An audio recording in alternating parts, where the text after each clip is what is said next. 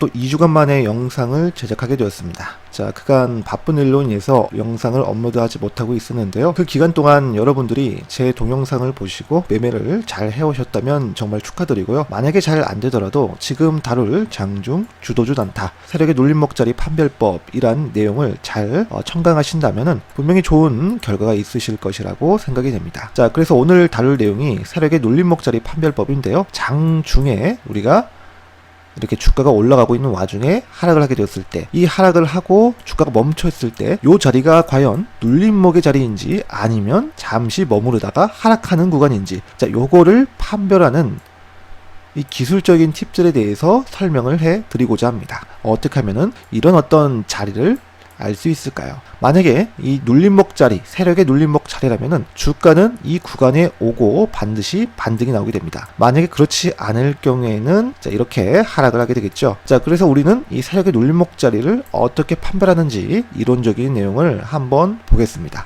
다음 그림을 보시면은 제가 그림을 임의로 그려놨는데요. 자, 이게 주가고 이게 거래량입니다. 자, 우리가 장중에 주도주 단타 매매를 하게 되었을 때, 자, 주가가 이렇게 오전에 상승을 하고 하락을 한다고 가정을 해보도록 하겠습니다. 그러다가 주가가 기다가 이렇게 슬금슬금 장중에 이렇게 올라오고 있는 와중에 직전 고점을 돌파하게 되었을 때 당시의 거래량을 주목을 하는 게 좋습니다. 거래량을 비교를 하게 되었을 때, 자, 이렇게 이 직전 고점, 이 정고점에 생겼을 때 당시의 대량 거래량, 이때의 고점하고, 그리고 지금 당시 주가가 이렇게 하락을 하고 난 이후에 다시 올라갔을 때 당시에 이 고점을 돌파하는 이때의 거래량 비교를 해본다면은 이때가 더 적죠, 그죠? 자, 그런데 이 그림하고 그리고 다음 그림을 보게 되면은, 자, 이렇게 직전 고점보다 더 많은 거래량이 나오게 되었을 때 해석을 어떻게 할 수 있을까요? 이 그림하고 이 그림하고 모양이 다르죠? 한쪽은 이 직전 거래량보다 적은 수준에서 돌파를 했고, 이 그림은 직전 거래량보다 더 많은 수준에서 거래량이 나왔고, 자, 이게 뭘 의미하냐? 자, 다음 그림을 보겠습니다. 자, 다음 그림을 보게 되면은 직전 고점, 직전 거래량보다 더 많은 거래량을 동반하고 주가가 이렇게 돌파를 하게 되었을 때, 자, 이때 당시 주가가 하락을 했을 때 눌림목 자리에서 매수를 하게 된다면, 물론 갈 수도 있고 안 갈 수도 있겠지만은 반드시 중요한 것은 이 대량 거래량, 실시간으로 이렇게 분봉해서 대량 거래량이 나오게 되었을 때 이 이후에 다음 봉을 유심히 보는 게 좋습니다. 즉 다음의 거래량, 그 다음에 거래량을 잘 보셔야 됩니다. 왜냐하면은 이 대량의 거래량이 의미하는 것은 매수와 매도가 그만큼 많다. 그런데 매수세가 이겨서, 자, 이런 어떤 상승이 나온 거고, 그 다음 봉에 주가가 대량 거래량에 준하는 만큼 거래량이 나왔고 주가가 하락을 하게 되었을 때 이때는 어때요? 이 이전 거래량보다 좀 약간 좀 적지만은 그만큼 또 많다는 걸 의미하죠. 전체적으로 판단을 하게 되었을 때 이 거래량 자체가 많죠. 그만큼 매도세도 많다라는 것을 의미를 하게 됩니다. 그 다음 봉에서도 거래량이 많은 수준, 그리고 좀 반등이 약간 좀 나오더라도 이 이전 거래량이 워낙 대량의 음봉 거래량이기 때문에 떨어지는 거래량, 즉 하락 거래량이기 때문에 반등이 잘 안 나올 수도 있어요. 매도세가 워낙 많이 쏟아졌기 때문에 이때 물린 이 매도, 즉 매물이 많기 때문에 이 매물을 소화하지 못하고 하락할 확률이 굉장히 많습니다. 자, 그래서 우리는 이 대량 거래량, 즉 보시게 되면은 이 거래량이라든지 이렇게 적은 거래량이라든지 거래량이 터지면 이 다음 거래량의 추이를 보는 게 좋습니다. 아시겠죠? 물론 다음 그림을 보게 되면은, 자, 이렇게 빠질 수도 있어요. 주가가 직전 고점을 돌파를 했을 때 대량 거래량이 나왔지만은 하락을 하게 되었을 때 거래량이 없이 떨어지는 경우도 있습니다. 자, 이럴 때는 차후에 주가가 다시 한번 또 기다가 다시 또 올라갈 수 있는 명분을 만들어줘요. 이쪽에 하락을 하게 되었을 때 거래량이 별로 없기 때문에 매물이 별로 없이 떨어졌다라는 걸 의미하기도 합니다. 자, 그래서 다음 그림을 보게 되면은 보통의 경우에는, 자, 이렇게 직전의 거래량을 강력하게 돌파한 이후, 자, 이렇게 주가가 하락을 하게 되었을 때 거래량이 이 대량 거래량이 나왔을 때 절반 이하 정도로 툭 떨어진다면, 자, 이때는 보통 자, 이렇게 반등이 나오는 경우가 정상입니다. 대체로 이런 식으로 움직이는 경향이 보통이에요. 자, 그래서 이렇게 대량 거래량이 터지고 난 이후에 이 거래량의 절반 정도 이하 수준에서 거래량이 들어온다면, 자, 이것은 주가는 세력의 진짜 눌림목 자리일 가능성이 높습니다. 이때 이 대량의 거래량이 나왔을 때 주가가 이 장대 양봉이 나오게 되었을 때, 자, 이때 이 장대 양봉의 시가라든지 아니면 볼린저 밴드 중심선을 지지하고 갑니다. 자, 이런 식으로요. 아시겠죠? 다음 그림도 마찬가지인데, 자, 이 그림에서도 직전에 대량 거래량 거래량보다 적은 수준에서 직전 고점을 돌파를 했지만 하락을 하게 됐을 때 이때 당시에도 이 직전의 거래량보다 적은 수준으로 거래량이 들어오게 된다면 주가는 자 이렇게 반등이 나오게 됩니다. 자 그런데 자 여기서 중요한 게 비교를 해야 됩니다. 비교를 잠시 좀 해볼게요. 이 그림하고 그 다음에 이 그림하고 어느 것이 더 확률이 높을 수 있을까요? 자 이 그림도 많이 나오는 패턴이기도 하겠지만은 자 이 그림은 자 세력들이 보기에는 자 이쪽에 돈을 어때요? 쏟았죠. 적게 쏟았죠. 그죠? 이쪽에 돈을 적게 쏟고 그 다음에 이쪽에 돈을 많이 쓰고 상승을 출발시킨 케이스입니다. 만약에 세력들이 여기서 돈을 많이 썼기 때문에 많이 쓰고 단타로 털어먹을 수가 있어요. 이쪽에 돈을 많이 썼기 때문에 짧은 시간 안에 단타로 털어먹을 수 있습니다. 자 반면에 이 그림을 보게 되면은 세력들이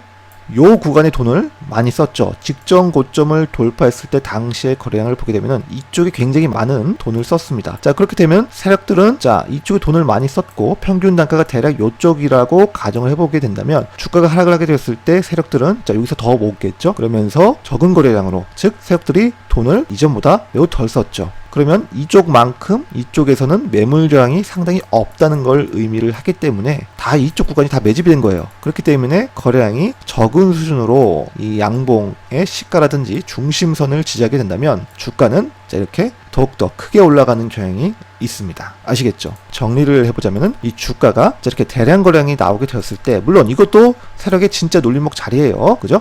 이것도 마찬가지고 하지만은 즉 이 왼쪽에 있는 거래량보다 적은 수준으로 거래량을 돌파를 하게 되었을 때 지지할 구간 즉 양봉의 시가라든지 볼린저 밴드 중심선을 지지하게 된다면 주가는 이렇게 크게 올라가는 특징이 있다. 이게 바로 세력의 진짜 눌림목 자리다 라고 설명을 드릴 수 있겠습니다. 자 이론적인 내용이 좀 긴데요. 실제 차트를 한번 보겠습니다. 그럼 한번 실제 차트로 돌아와서 검증을 해보도록 하겠습니다. 자 샘표라는 종목인데요. 자 먼저 거래량을 보게 된다면 굉장히 많이 터졌죠. 거래대금도 1,500억 원 이상 나온 주도주입니다. 자 분차트를 보게 되면은 3분봉 다중 볼린저 밴드를 적용한 차트인데요. 제가 이론적인 설명대로 자 요 구간이 해당이 됩니다. 자 보시게 되면은 이 오전에 거래량이 많이 터졌죠. 그죠? 자 이렇게 고점을 돌파했을 때 당시 거래량이 굉장히 많이 터졌습니다. 자 부등호 기호를 그려본다면 오른쪽 거래량이 굉장히 많이 터졌죠. 자 하지만 저는 이 고점을 돌파했을 때 당시의 거래량이 낮은 걸 선호하지만은 자 이렇게 거래량이 이전보다 높아도 다음의 거래량의 수준이 이 대량 거래량의 절반 이하로 들어오게 된다면 충분히 우리는 하락의 눌림목 자리라고 판단을 해서 베팅을 할 수가 있습니다. 중요한 것은 이 거래량이 나오게 되었을 때 절반 정도 이하에서 거래량이 들어오는지 보면 된다는 거예요. 자 한번 보겠습니다. 보게 되면은 이 대량 거래량이 나오게 되었을 때 거래량의 수준이 이 거래량 이하보다 적죠. 이 중간값 이하 안에서 거래량이 들어왔습니다. 자 그렇게 된다면 향후 주가가 이 양봉의 시가라든지 아니면 이 중심선을 지지하게 된다면 주가는 반등이 나올 가능성이 매우 높습니다. 자 보시게 되면은 지지를 받고 자, 이렇게 반등이 나온 걸 확인할 수 있죠. 제가 말한 이론대로 움직인 걸 볼 수 있습니다. 자 실제로도 제가 거래를 했죠. 네, 시가를 이탈했을 때 매도를 할 작정이었고 결과론적으로는 매수하고 반등에 매도를 하게 됐습니다. 자 이런 식으로 매매를 할 수가 있습니다. 자 다른 종목을 보게 된다면 라파스라는 종목인데요. 자 이 종목도 마찬가지인데요. 제가 설명한 이론대로 자 어때요? 이거는 오른쪽의 거래량이 굉장히 적죠. 부등호 기호를 그려보게 된다면 자 요렇게 표시가 될 수 있겠죠. 이 고점에 터졌을 때 당시에 이 고점을 돌파를 했을 때 거래량이 굉장히 적은 수준으로 돌파를 했습니다. 자 저는 이 거래량을 선호한다고 했었죠. 세력들이 왼쪽에 돈을 어마무시하게 투입을 했다. 그죠? 그리고 눌렸을 때 세력들이 모아가고 적은 거래량을 올렸다는 것은 그만큼 이쪽 구간에서 잘 매집이 되었다. 그죠? 자 어쨌든 이 거래량보다 적은 거래량으로 들어오는 게 좋다라고 했었죠. 자 과연 그렇게 흘렀는지 한번 보도록 하겠습니다. 거래량이 좀 터졌죠. 좀 터졌지만은 눌렸을 때 거래량보다 적은 수준으로 눌리게 되었을 때 어때요? 적은 거래량, 이 절반값 이하로 들어왔었죠. 눌리게 되었을 때. 그랬을 때 우리는 이 양봉의 시가 또는 중심선을 지지하게 된다면 이 주식은 올라갈 가능성이 높습니다. 진짜 세력주 종목이라고 할 수 있겠어요. 자 보시게 되면은 주가는 자, 이렇게 반등이 나오면서 더 크게 올라갔었죠. 우리가 단타 매매를 하게 되었을 때 거래량이 굉장히 적은 수준으로 돌파를 하게 되었을 때 거래량보다 절반 이하 수준으로 떨어지게 된다면 우리는 눌림목을 노려볼 수 있다. 이게 바로 진짜 세력주 눌림목 자리다 라는 걸 확인할 수 있어요. 자, 아시겠죠? 실제로도 제가 개인적으로 자 이렇게 매매를 하게 되었습니다. 어때요? 장대 양봉 이후에 눌림목 자리 거래량이 적은 수준에서 매수를 하였습니다. 자, 이런 식으로 우리가 매매를 하면 되겠습니다. 자, 그리고 해인이라는 종목도 보시게 되면은 이것도 거의 비슷하죠. 자, 거래량의 추이를 보게 된다면 왼쪽에 거래량이 굉장히 좀 많이 좀 터졌어요. 오전에. 그죠? 이 거래량보다 많이 터졌죠. 자, 그런데 돌파했을 때 당시 거래량을 보게 된다면 적은 수준에서 볼린저 밴드가 밀집이 되었고 뚫어졌어요. 자, 이렇게 되었을 때 조정을 안 주고 가긴 했습니다만은 큰 파동이 나왔어요.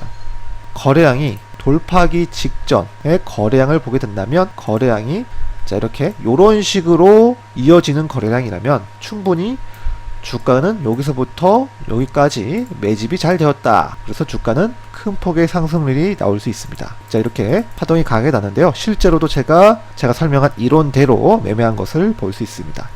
자, 그리고 동아약품의 차트인데요. 자, 보시게 되면은 자, 이것도 아까 샘표랑 마찬가지로 오른쪽에 거래량이 굉장히 많이 터졌죠. 자, 그런데 다음 봉을 보게 된다면 자, 음봉으로 이렇게 툭 내려앉는 봉이 나왔습니다. 자, 눌렸을 때 어쨌든 이 안쪽으로 들어오면 되겠지만은 시간이 지나고 보면 어때요? 자, 오히려 이렇게 꺾이는 경우가 있습니다. 잘 안 가는 경향이 있어요. 자, 그래서 잘 안 가는 경향이 있기 때문에 되도록이면 이 오전보다 거래량이 적은 수준에서 고점을 돌파하는 게 좀 확률이 높다라고 말씀드릴 수 있어요. 예를 들어서 이 현대에너지 솔루션과 같은 종목인데요. 보게 되면 어때요? 이런 종류의 거래량을 잘 보시기를 바랍니다. 거래량 추이를 보게 된다면 오른쪽 거래량이 굉장히 낮은 수준에서 고점 돌파를 시도를 하고 있죠. 결국에는 자, 이렇게 파동이 강하게 나오고 다시 죽어버리는, 어쨌든 우리가 원하는 거는 이렇게 첫 돌파를 했을 때 이전 거래량보다 적은 수준으로 돌파를 하는 것이 좋다라는 걸 말씀드리고 싶습니다. 아시겠죠? 실제로도 제가 매매를 했었네요. 돌파했을 때 매수를 했고 여기는 제가 좀 실수를 한 것 같네요. 좀 짧게 손절로 매도를 했네요. 어쨌든 제가 설명한 이론대로 적은 거래량으로 고점을 돌파하게 되었을 때, 그리고 거래량보다 적은 수준에서 눌림목을 받게 되었을 때 진짜 세력의 눌림목 자리다 라는 걸 기억을 해주셨으면 되겠습니다. 자, 아시겠죠? 네, 그런 식으로 매매를 해주시면은 좀 더 성공 확률이 높아지지 않나 생각을 해보게 됩니다. 이상입니다. 궁금한 내용이 있으면 제 블로그라든지 댓글 쪽지 보내주시면 제가 시간이 날 때 무조건 답변을 드리겠습니다. 다음에도 좀 더 좋은 내용으로 찾아뵙겠습니다. 좋은 하루 보내세요.